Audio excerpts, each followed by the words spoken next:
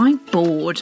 I'm on my phone. I should be listening. The auditorium is packed. We queue to get in. We're all here to listen to one of the leaders of podcasting share their insights about the future of the industry.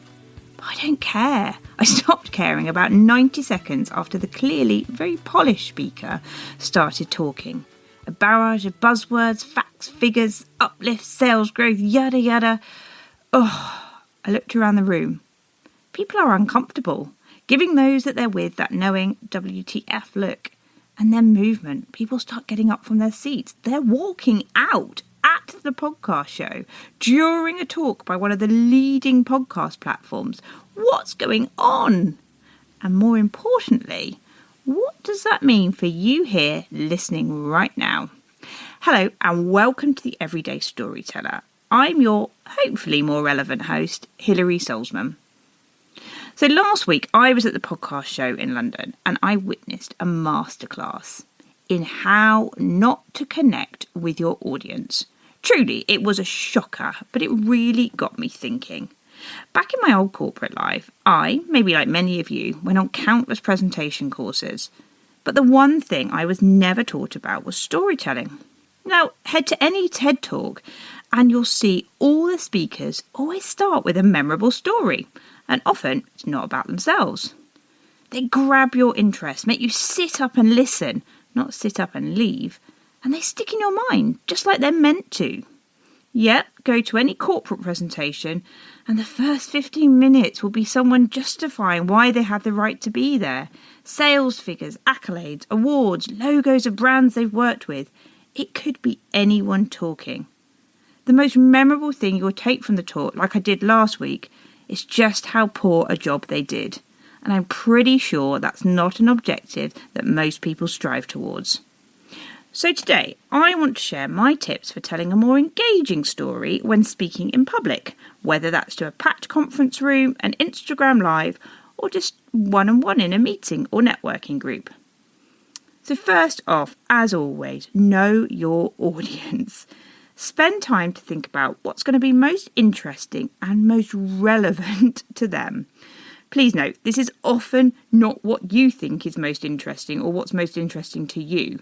If you're an expert in your field, that's great, but not everyone needs or wants necessarily that depth of knowledge. They just want to know very quickly what's in it for them. 2, before you've even said your name, tell a story. It can just be a little anecdote, maybe something's happened to you that morning, and here's the key, make it relevant to your audience. This opening story is also a great way to showcase your credibility without having to flash up lists of all the qualifications you have because that is boring.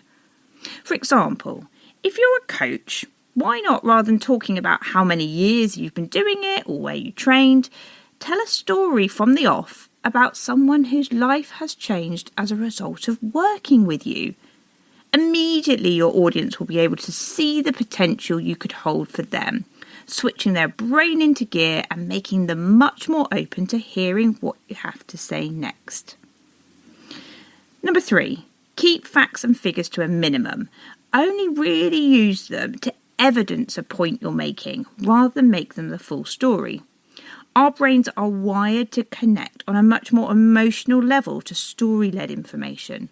Numbers, facts, they simply don't have the same impact on us. It can leave us feel bored, restless, and for the best part, unable to retain what we're hearing. Oh, and also try and avoid overstating any massive claims. This may come across as quite salesy. Great if you want your audience to switch off, not good if you're trying to build trust with them. And 4th and finally, watch your language. And I don't mean swearing.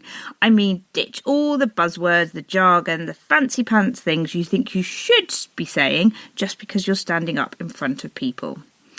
One of my favourites is hearing people say, "Oh, this led us to believe." You are not delivering an A-level science project. So be you. Use your voice, your words, and don't apologise if you stumble a bit. This shows your audience you are, after all, just human, like them, and endears you even further. And don't worry about nerves. People won't stop listening because you're nervous. They will if you're boring or not relevant to the problem they're trying to solve, but not because you're nervous. And most importantly, enjoy it. If people come to see you, if they tune in to see you, it's because they want to genuinely hear what you have to say and learn from it. So give them what they want. Thanks.